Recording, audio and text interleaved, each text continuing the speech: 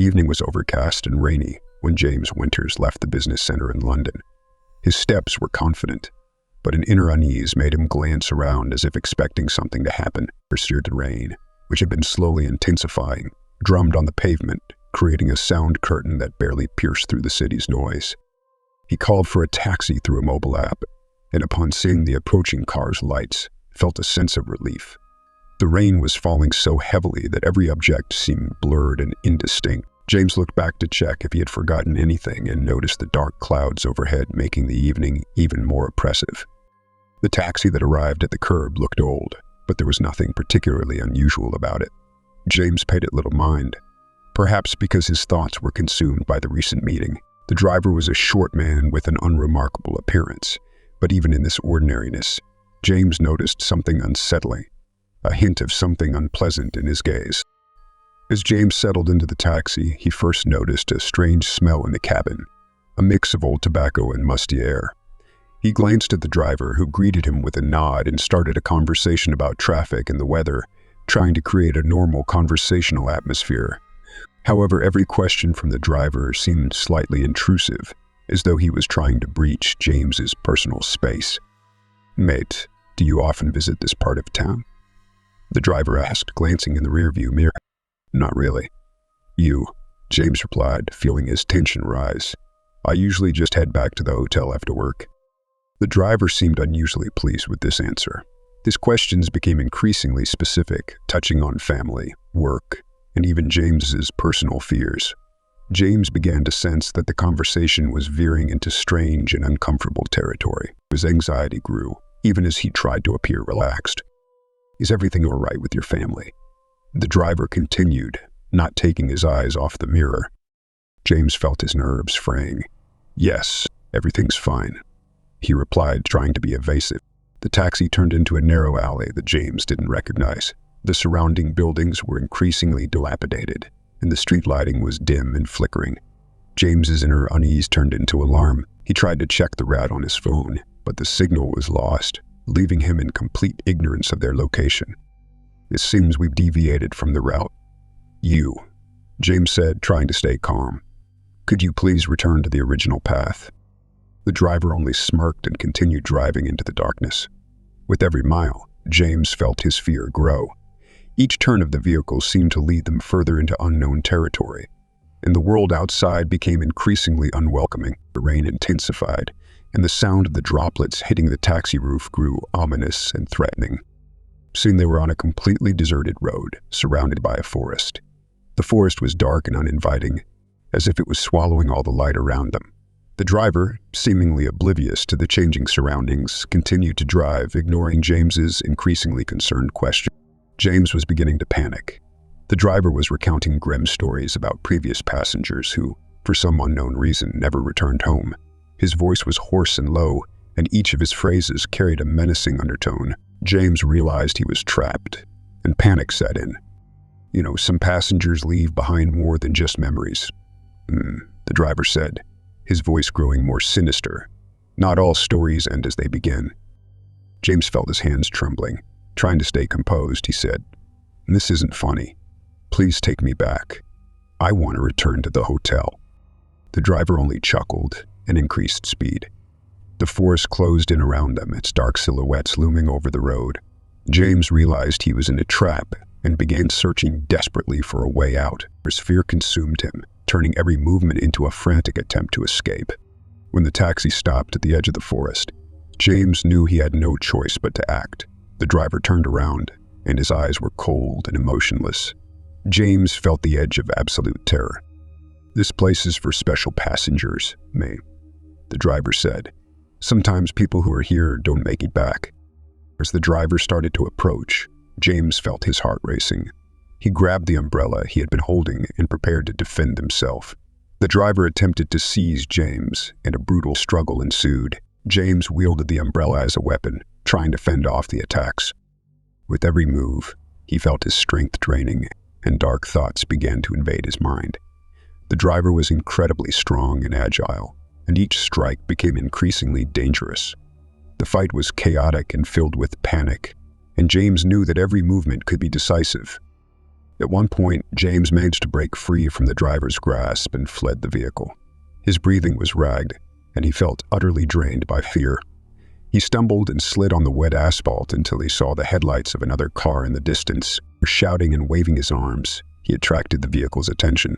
The car that approached turned out to be a patrol vehicle. The driver of the car was shocked by the scene and immediately called for backup. James, exhausted and trembling with fear, tried to explain what had happened. The police arrived quickly, and soon James was taken to the hospital.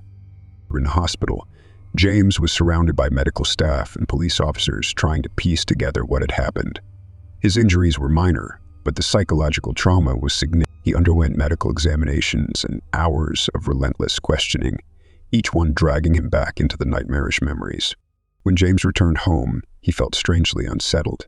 Every sound, every movement reminded him of that horrifying night. He tried to return to his normal life, but fear and anxiety continued to haunt him. His life was forever changed. He could no longer be in dark or unfamiliar places without feeling intense anxiety. He reevaluated his priorities and learned to appreciate every moment spent with loved ones. Though fear never completely disappeared, James learned to live with it, using it as a reminder of the importance of safety and attentiveness to the world around him. And so ended that night of horror, with James Winters now living with a constant reminder of how crucial it is to be vigilant and cautious. His inner world was filled with lessons and fears, but it was also marked by a new understanding of life. In the pulsating heart of São Paulo, the night was alive with the rhythm of music and laughter. The streets outside the club were a cacophony of sounds, with neon lights painting the city in vivid colors. Mariana and Sofia, two best friends from college, had spent the evening enjoying the vibrant nightlife, dancing and reveling in the freedom of youth. As the night wore on, they decided it was time to leave the club and head to a friend's country house for a late-night get-together. They hailed a taxi and, with a final wave to the bouncer, climbed into the back seat of the cab. The driver, an older man with a kindly face, greeted them with a smile and asked where they wanted to go. As the taxi pulled away from the curb, Mariana glanced out the window and noticed a figure standing under a street lamp on the corner. It was a man in a clown costume, his face painted in grotesque colors and a wide, unnerving grin plastered across his face. She felt a shiver run down her spine but shrugged it off, attributing it to the late hour and the effect of too many cocktails. The ride started out smoothly. Mariana and Sofia chatted animatedly, their conversation punctuated by bursts of laughter as they reminisced about the night's events. The taxi wound its way through the bustling streets of São Paulo, the cityscape gradually giving way to the quieter, dimly lit roads leading to the countryside. As they traveled, Mariana's earlier unease returned. She couldn't shake the feeling of being watched. Every time she glanced out the window, her eyes sought the familiar figure of the clown, but he had disappeared from view. Halfway to their destination, the taxi slowed to a halt at a traffic light. Mariana looked out the window and saw the clown again, this time standing by the side of the road, watching them intently. His eyes seemed to follow the taxi's movements, and his grin widened. She nudged Sofia, who turned and gasped softly. "Mariana, is that the same clown?" Sofia asked, her voice tinged with concern. Mariana nodded, her heart racing. "Yes, I think it is." The light turned green, and the taxi moved on, but the clown's unsettling presence lingered in their minds. They tried to laugh it off, but the atmosphere in the cab had shifted. The jovial mood was replaced by a growing sense of dread. As the taxi navigated through a series of winding roads, the driver suddenly took a sharp turn off the main route. Mariana and Sofia exchanged worried glances. The road was narrow and poorly lit, flanked by dense foliage. The friendly chatter between them had ceased, replaced by a tense silence. "Excuse me, sir," Mariana said, trying to sound calm. "We're not on the main road to the country house. Are you sure this is the right way?" The driver glanced at them through the rearview mirror, his expression inscrutable. "Just a shortcut," he said, his voice steady. "It'll get us there faster." Mariana's unease grew. She noticed the driver's hands gripping the steering wheel tightly, his knuckles white. The air in the cab felt thick and oppressive, and the outside world seemed to close in around them. They passed an abandoned building with broken windows and overgrown weeds, its shadowy outline adding to their sense of foreboding. Suddenly, the taxi came to a halt. The driver's face was ashen, and his eyes were wide with terror. "There's something wrong with the car," he said, trying to start the engine again, without success. Mariana's heart pounded in her chest as she looked out the window. The clown was there, standing in the road, his grin more sinister than ever. He held something in his hand, a large, rusty knife that glinted ominously in the dim light. The driver scrambled out of the car, his face pale with fear. "Stay here," he yelled to Mariana and Sophia before running towards the clown, who was slowly advancing with a menacing gait. The girls watched in horror as the driver tried to reason with the clown, but it was clear that the situation was spiraling out of control. Without warning, the clown lunged at the driver, slashing at him with the knife.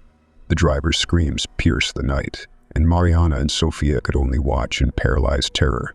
The clown's laughter echoed through the darkness, a chilling sound that seemed to sap their strength. Whispered to escape, Mariana grabbed Sophia's hand. "We need to get out of here," she whispered urgently. They opened the taxi doors and fled into the forest beside the road, their hearts racing as they stumbled through the underbrush. The sound of their pursuers' laughter grew fainter, but they knew it was only a matter of time before he caught up with them. The forest was dense and disorienting, with twisting paths and tangled branches that seemed to reach out and grab at them. Mariana and Sophia ran blindly, their breaths coming in ragged gasps. The clown's maniacal laughter was a constant presence, echoing through the trees and sending shivers down their spines. They tried to stay quiet, but their panic made it nearly impossible. Every rustle of leaves and snap of a twig seemed to amplify their fear. The forest was dark and foreboding, the only light coming from the occasional flash of lightning in the stormy sky. Mariana and Sophia stumbled upon a small, dilapidated cabin hidden among the trees. It was their only option for shelter. They pushed open the creaking door and slipped inside, their hearts pounding as they listened for any sign of their pursuer. Inside the cabin, the air was musty and stale. Dust-covered furniture and cobwebs gave the place an eerie atmosphere. They huddled together in the corner, trying to calm their racing hearts. The sound of the clown's laughter grew louder as he approached the cabin. The door to the cabin suddenly burst open, and the clown stood in the doorway, his grin more terrifying than ever. The dim light from the storm outside cast eerie shadows on his painted face, making him look like a nightmarish figure from a twisted dream. Come out, wherever you are," he taunted, his voice dripping with malice. Mariana and Sophia exchanged frantic glances. They needed to think quickly. Mariana spotted a rusty fireplace poker in the corner and grabbed it, readying herself for the confrontation. Sophia, though trembling, stood by her side, trying to steady her breathing. As the clown stepped into the cabin, his knife glinting in the low light, Mariana swung the poker with all her strength. The clown dodged the blow with surprising agility, his laughter echoing around them. The battle that ensued was chaotic and desperate. Mariana and Sophia fought with every ounce of strength they had, trying to fend off the clown's relentless attack. The cabin seemed to shrink around them, its oppressive darkness amplifying their fear. The clown was relentless, his movements quick and erratic. Each swing of his knife was a potential fatal blow, and every miss was a narrow escape. In the midst of the struggle, the clown's laughter suddenly stopped. Mariana and Sophia paused, panting heavily, their eyes scanning the darkened cabin for any sign of movement. The storm outside was reaching its peak, with thunder rumbling and lightning illuminating the sky. Seizing the moment, Mariana and Sophia dashed out of the cabin, their breaths coming in sharp, panicked bursts. They ran through the forest, their path lit intermittently by flashes of lightning. The storm had made the ground slippery, and they struggled to keep their footing. Finally, they spotted the lights of a distant farmhouse. With renewed hope, they pushed themselves to run faster, their fear giving them strength. They reached the farmhouse and banged on the door, their cries for help breaking through the storm's roar. The door opened, revealing a shocked but kind-hearted farmer who immediately called the police. The farmhouse became a haven of safety as they waited for the authorities to arrive. The police arrived swiftly, and the farmhouse was soon filled with officers who took statements and conducted a thorough search of the area. The clown had vanished, leaving only traces of his eerie presence behind. Mariana and Sophia were taken to the hospital, where they were treated for minor injuries and given counseling to help them process the traumatic events they had endured. The authorities assured them that they would do everything in their power to find the clown and bring him to justice. Back at their respective homes, the trauma of that night lingered. Both friends struggled with the aftermath, their once carefree lives now overshadowed by fear and anxiety. They found solace in each other's company, leaning on their shared experience to find strength and healing. As the days turned into weeks, the clown's attacks became a haunting memory. Though the fear never fully dissipated, Mariana and Sophia learned to navigate their lives with a heightened sense of awareness and caution. They remained vigilant, forever changed by the terror they had faced together. In the end, the night in Sao Paulo became a dark chapter in their lives, a reminder of the fragility of safety and the strength found in friendship.